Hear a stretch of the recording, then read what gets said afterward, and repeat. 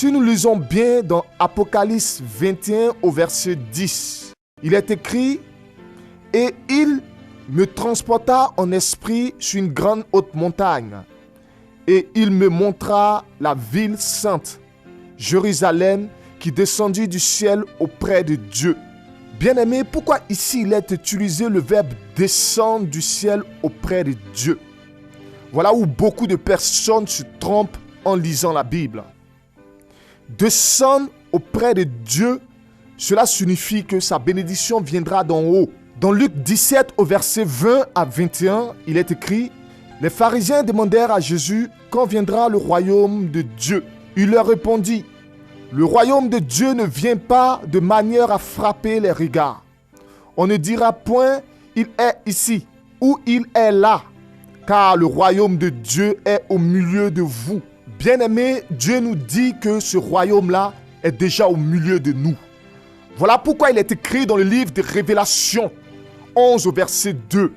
Car il a été donné aux nations et elles fouleront aux pieds la ville sainte pendant 42 mois. Donc quand Dieu nous dit qu'elle descendra du ciel auprès de Dieu, descendre du ciel d'auprès de Dieu, cela est écrit sur un mode proverbial. Voilà pourquoi il est écrit que on donnera aux nations et elles fouleront la ville sainte pendant 42 mois. Mais si les nations doivent fouler aux pieds la ville sainte qui doit descendre du près de Dieu, c'est-à-dire qui n'existe pas sur cette terre, comment les nations vont monter à côté de Dieu pour aller fouler la ville sainte qui doit descendre d'auprès de Dieu? Nous savons tous, bien-aimés, que les nations sont faites pour la terre, que dans le ciel, il n'y a pas les nations.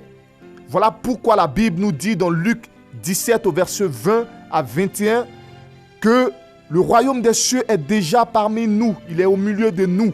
Voilà pourquoi les nations et les peuples peuvent fouler la ville sainte pendant 42 mois. Donc cette ville-là, elle est déjà sur cette terre. Descendre du ciel d'auprès de Dieu, c'est sur un plan spirituel, c'est sur un plan proverbial. Qu'est-ce que cela signifie, descendre du ciel? Premier, d'où vient le baptême de Jean-Baptiste? Le baptême de Jean-Baptiste nous vient d'en haut, n'est-ce pas? Mais ce n'est pas pour autant que Jean-Baptiste allait dans le ciel pour prendre de l'eau pour venir baptiser les gens sur la terre. Non, Jean-Baptiste utilisait l'eau du Jourdain, c'est-à-dire l'eau qui était déjà sur la terre. Son baptême vient d'en haut, c'est-à-dire de là-haut, Dieu l'a agréé. Dieu lui a donné ce pouvoir de baptiser de là-haut. Voilà pourquoi la Bible dit que le baptême de Jean-Baptiste vient d'en haut. Parce que de là-haut, Dieu lui a donné ce pouvoir de baptiser. Mais ce n'est pas que Jean-Baptiste monte dans les cieux pour aller prendre de l'eau pour venir baptiser les gens sur la terre. Donc, descendre du ciel d'auprès de Dieu, cela signifie que sa bénédiction viendra de là-haut. Sa bénédiction viendra des cieux. La Bible nous dit dans le livre de Genèse que Dieu a créé le ciel et la terre en 6 jours. Et le 7e jour, Dieu s'est reposé. Et nous savons que le chiffre 7 représente le complet, la plénitude, tout ce qui est déjà complet. Et quand quelque chose est complet, la Bible nous dit qu'il n'y a point à retrancher, point à rajouter en ce qui est complet. Sinon, ça devient incomplet. Donc, si une ville doit descendre du ciel d'auprès de Dieu, c'est-à-dire la terre n'est pas encore complète, elle est incomplète. Voilà pourquoi Ecclésiaste 3 au verset 14 à 15 nous dit « J'ai reconnu que tout ce que Dieu fait durera toujours, qu'il n'a rien à rajouter, rien à retrancher, et que Dieu agit ainsi afin qu'on le craigne. Ce qui est a déjà été, et ce qui sera a déjà été, et Dieu ramène ce qui est passé. » Pourquoi? Parce que tout a déjà été créé dans une plénitude. Il n'y a rien à retrancher, il n'y a rien à rajouter. Aucune ville doit descendre du ciel. Comme nous le dit Luc 17 au verset 20 à 21, que le royaume des cieux est déjà parmi nous. Il ne vient pas de manière à frapper les regards. On ne dira pas il est ici, on ne dira pas il est là, mais il est déjà parmi nous. Cette ville-là est déjà parmi nous. Voilà pourquoi elle est foulée aux pieds par les peuples, par les nations. Mais dans ce verset d'Apocalypse 11 au verset 2, Dieu nous donne un élément très important afin que s'accomplisse la parole de Dieu dans Amos 3 au verset 7, que Dieu ne fait rien sans que ses prophètes ne sachent. Foulés aux pieds par les peuples et par les nations, Dieu nous dit pendant 42 mois, que pendant 42 mois, ce peuple-là sera assailli, assiégé par les étrangers. Voilà pourquoi Dieu nous dit qu'après les 42 mois qui font 3 ans et demi, qu'après les 3 ans et demi, Dieu allait restaurer, il allait reconstruire cette ville. Voilà pourquoi Dieu nous dit dans Jérémie 30 au verset 8, « En ce jour-là, dit l'Éternel des armées, je briserai son joug de dessus ton cou. Je romperai tes liens et des étrangers ne t'assiégeront plus. » Voyez-vous, Dieu nous dit que les étrangers ne vont plus assiéger cette ville. Au jour où je vous parle, bien-aimés, cette ville est assaillie, est assiégée par les étrangers. Voyez-vous, la parole de Dieu ne peut mentir. La parole de Dieu ne peut se retourner sans avoir été accomplie. Dieu nous dit qu'après les 42 mois, n'est-ce pas, après les 3 ans et demi, elle sera rétablie. Quand nous lisons Abdias 1 au verset 17, la Bible nous dit « Mais le salut sera sur la montagne de Sion et elle sera sainte. La maison de Jacob reprendra ses possessions. » Donc le salut reviendra dans ce peuple après les 42 mois. Dans Joël 2 au verset 32, il est écrit « Alors quiconque invoquera le nom de l'Éternel sera sauvé. Le salut sera sur la montagne de Sion et à Jérusalem, comme l'a dit l'Éternel, et parmi les réchappés que l'Éternel appellera. » Dans Zacharie 8 au verset 3, il est écrit « Ainsi parle l'Éternel, je retournerai à Sion et j'habiterai au milieu de Jérusalem. Jérusalem sera appelée ville fidèle, la montagne de l'Éternel des armées, montagne sainte. » Voyez-vous que le salut serait sur cette ville-là après les 42 mois.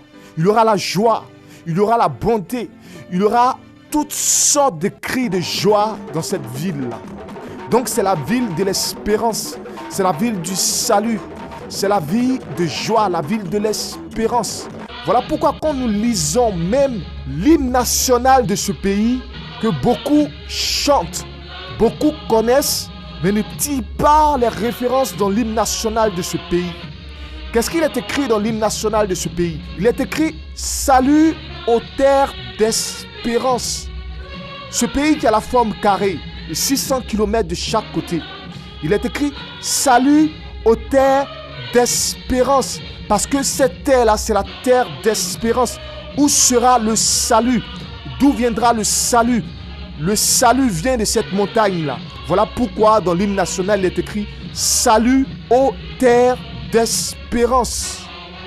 Voyez-vous, quand nous lisons d'autres parties de l'hymne national prophétique de ce pays, il est écrit « Tous rassemblés pour ta gloire te bâtiront dans le bonheur. » Te bâtiront. Bâtiront, c'est un verbe dans le futur. C'est-à-dire, si comme ce pays-là devait être rebâti, te bâtiront dans le bonheur. Voilà pourquoi il est écrit dans Révélation que la nouvelle Jérusalem descendait du ciel d'auprès de Dieu. C'est-à-dire que sa bénédiction allait descendre du ciel. Dieu allait bénir cette nation-là. Après, elle sera rebâtie. Voilà pourquoi dans l'hymne national aussi, il est écrit « Te bâtiront dans le bonheur ». Encore, toujours dans l'hymne national, nous voyons quelque part, il est écrit « Ramener la liberté ». Pourquoi ramener la liberté? Ramener la liberté parce que ce pays-là devait être assiégé, foulé aux pieds par les peuples, par les nations. Et après cela, Dieu allait restaurer ce pays-là. Voilà pourquoi il est écrit « Ramener la liberté ». Notre devoir sera d'être un modèle de l'espérance promise à l'humanité. Qu'est-ce que Dieu promet à l'humanité? Dieu promet que c'est à partir d'une nation, à partir d'une montagne, que Dieu libère l'humanité. L'agneau se tient sur une montagne et c'est à partir de cette montagne qu'il fait couler la pierre au pied de la statue. Dans le livre de Daniel, il est écrit de l'espérance promise à l'humanité. Donc c'est à partir de cette montagne-là que Dieu va restaurer l'humanité. Voilà pourquoi dans l'hymne national aussi, il est écrit de l'espérance promise à l'humanité. Encore quelque part, il est écrit en forgeant unis dans la foi nouvelle, la patrie de la vraie fraternité. Une foi nouvelle. Parce qu'il faut savoir qu'après cela, après les 42 mois, Dieu va restaurer cette ville-là, la nouvelle Jérusalem qui a la forme carrée. Une foi nouvelle parce que Dans Jérémie 31, il est écrit à propos de cette ville-là, dans Jérémie 31 au verset 33, que Dieu va instaurer sa loi dans nos cœurs, dans le cœur de ceux qui habitent dans ce pays. Voilà pourquoi il est écrit en forgeant unis dans la foi nouvelle, parce qu'il aura une nouvelle foi. Les gens vont plus croire en Dieu. Aujourd'hui, quand vous parlez de Dieu, les gens ne vous écoutent pas. Mais il aura une nouvelle foi, une foi nouvelle. Dieu va restaurer cette ville-là. Il va instaurer sa loi. Il va instaurer ses paroles dans les cœurs de certaines personnes, afin que ce peuple-là soit glorifié dans le nom de l'Éternel. Bien-aimés, après ce message, j'ai demandé à Dieu d'en savoir plus sur le nom de certaines personnes qui sont dans la ville, qui ont foulé aux pieds la Nouvelle Jérusalem. Est-ce que les noms se trouvent dans la Bible? Dieu m'ouvre les yeux afin de comprendre, afin de reconnaître les noms, afin de reconnaître certaines personnes dont les noms sont écrits dans la Bible. Voici comment Dieu me fait découvrir les noms, bien-aimés, parce que cela est écrit dans la Bible.